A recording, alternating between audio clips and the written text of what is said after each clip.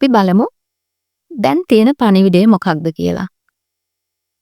ඔයාට ජීවිතය එකම තැනක තියෙනවා වගේ දැනෙන්න පුළුවන්.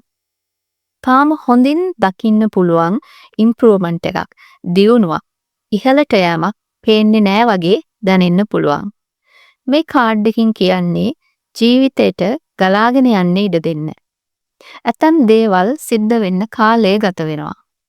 ඉතින් කාලයට ඉඩ දෙන්න.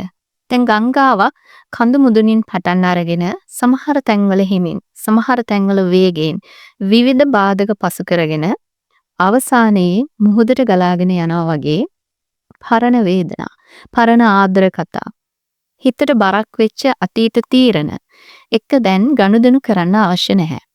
ඒවට යන්න දෙන්න.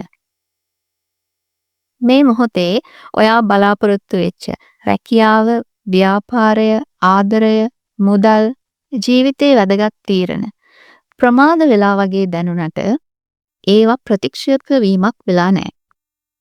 සමහර දේවල් අපිට ලැබෙන්නේ ඒවට සුදුසු හරිම මොහොතේදී. ඔයා දැන් මේ ඉන්නේ හරියටම ඔයා ඉන්න ඕනි තැන.